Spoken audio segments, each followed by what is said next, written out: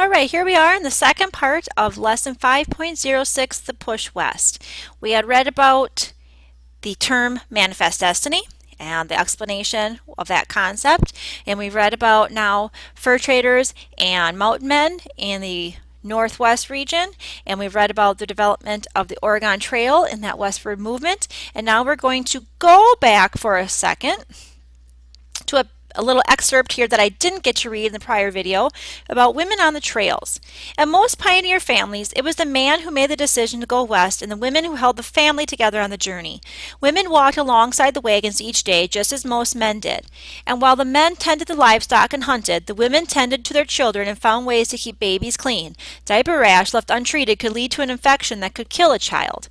Women gathered buffalo chips to burn, cooked meals in rain or shine, baked bread, washed and mended clothes, and nursed the ill. They helped haul the wagons through muddy riverbeds and over mountains. Many gave birth during the journey, not daring to pause or even slow the wagon trains, and many buried children and sometimes husbands in places they would never see again.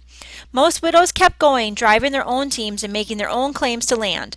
Observers noted that the very young and the very old perished on the way west, while the women survived best of all. And the caption here, on the trail, women held the family together. Can't imagine doing that, trying to take care of all those things and just a covered wagon. Amazing that the spirit those people had, the pioneers. They really were motivated for a better life out west.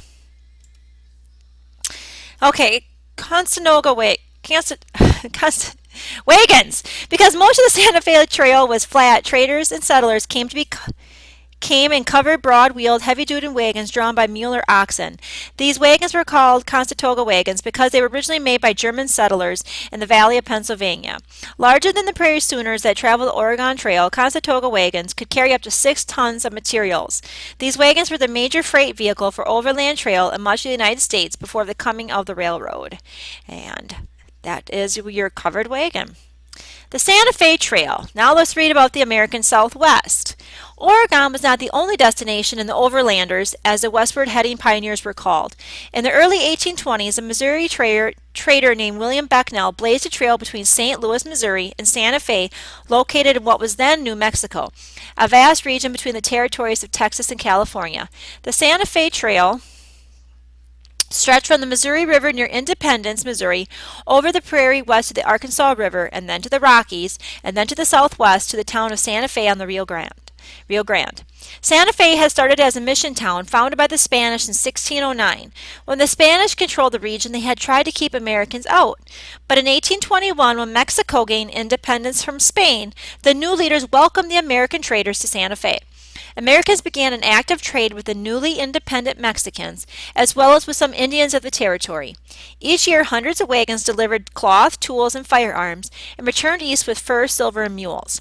As trade increased, more Americans settled in the Southwest. Many began to see the acquisition of New Mexico as part of the manifest destiny of the United States. Indeed, they began to look beyond New Mexico and west to California. And we'll be coming back to the American Southwest area in the next lesson when we read about the Mexican-American War. But on to California. Spain claimed California as part of its New World empire. From the late 1760s into the 1790s, the Spanish founded a chain of missions to strengthen their claims to California against competing claims by Russia, France, and Britain. The original intention was to station a handful of soldiers at each mission and to construct schools and churches to educate the local Indian population and convert them to Christianity. In reality, the local Indians became a source of forced labor on the mission ranches and farms. By the early 1820s, there were more than 20 Spanish missions in California. When Mexico won independence from Spain in 1821, it also gained California. In the 1830s, Mexican authorities abolished the missions and sold the land to immigrants from Mexico who set up ranchos similar to plantations in the American South. On these ranchos, many Native Americans worked in conditions little better than slavery. In the 1840s, a few American families followed the Oregon Trail and after crossing the Rockies turned south to settle in California. Interest in California heightened after John C. Fremont, an Army officer, published an account of his travels through the region. Tall and flamboyant, Fremont was appointed in 1842 to lead a 4-month government survey of the Oregon Trail. He was tasked with mapping out the far reaches of the Continental Divide. With a team of seasoned mountain men, including the explorer Kit Carson, Fremont accomplished the task and then rejoined his wife in St. Louis. Fremont's wife edited his diary into a dramatic account of the expedition with the unassuming title, A Report on an Exploration of the Country Lying Between the Missouri River and the Rocky Mountains and on the Line of Kansas and the Great Platte Rivers. That's a long title for a book. The report was published as a book, and it captivated the American public with its descriptions of Kit Carson riding his horse bareback across the plains, or Fremont planting a flag on the peak of the Rocky Mountains. Excited about what they read, thousands of people prepared to make the long journey west. It did not take long for Americans to think of adding California to the nation. If California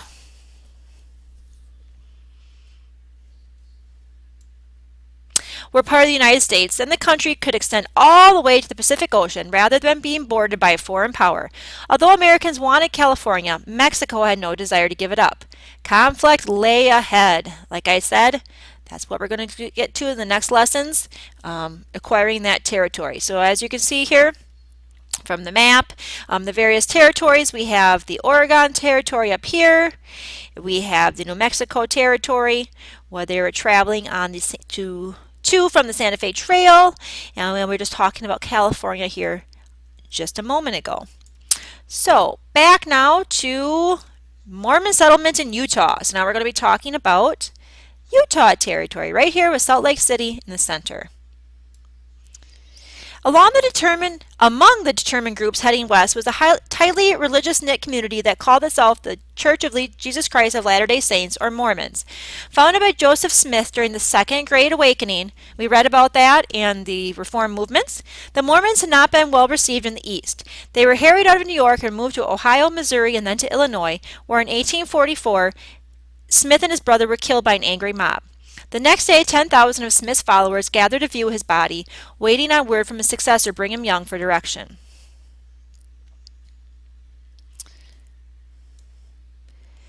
Young, a practical-minded organizer, announced that God wanted the Mormons to cross the plains and establish a community in the West. Thus began one of the largest and best-planned mass migrations in American history. Aided by Army maps, the Mormon Trail, aided by Army maps, Brigham Young set out for the Salt Lake Basin in present-day Utah. This barren, unoccupied land was owned by Mexico. In February 1846, the first of some 3,000 wagons set out for Council Bluffs, Iowa. From there, a long chain of Mormon settlers organized in groups and made the journey west. Passing along the north side of the Platte River and into eastern Wyoming, they traveled the well-worn South Pass into the Salt Lake Basin. At least 200 of the emigrants died along the way, but in the Salt Lake area, they established a Mormon settlement where they could be free from religious persecution. Well organized, highly skilled, and industrious, the Mormons set about transforming the desert. They built irrigation systems, canals, and towns. They named their settlement the State of Deseret, later changed to the name Salt Lake City. Much like the Puritans who transplanted their culture and communities to New England in the 1630s, the Mormons quickly reestablished their church and customs in the Salt Lake Basin. To escape further religious persecution, they resolved, in Young's words, to avoid any trade or commerce with the Gentile, non-Mormon world, for so long as we buy of them, we are in a degree dependent on them. So that means they're not going to trade with anyone who's not Mormon.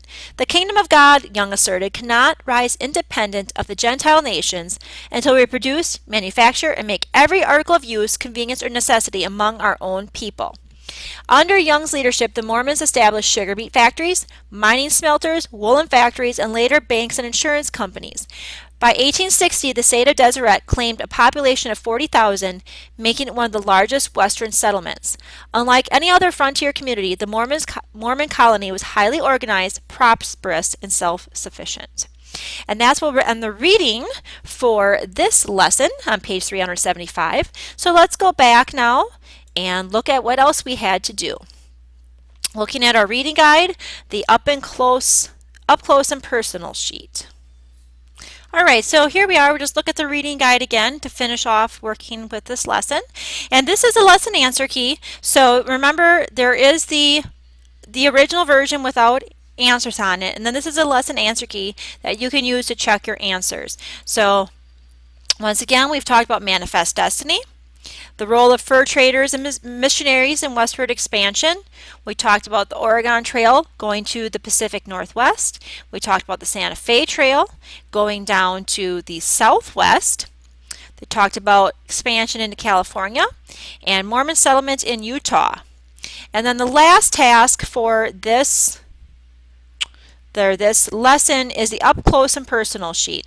And if we go to right here, no, not here, here, there are two websites that you can look at to help you answer those questions. And the information on the up and close personal sheet is nothing you're going to have to necessarily need for a quiz or anything specific to remember, but it just gives you a nice overview of voices on the trail, like what it was for people, women or families on the Oregon Trail and their experiences moving west. And then don't forget before you finish this lesson to go to the 5.06 checkpoint. Let's take a quick look at it here. And you can use your completed up and close personal sheet to answer the two questions. And remember, if you do have difficulties answering the questions on the up close and personal sheet, you can use the lesson answer key, the reading guide, the lesson answer key reading guide to help you with that. So don't feel like you can't go to the lesson answer key to help you with anything you're struggling with. Okay, that concludes today's lesson 5.06, the push west. The next lesson will be about Texas and the Lone Star Republic and the beginning of the Mexican-American War. Thank you.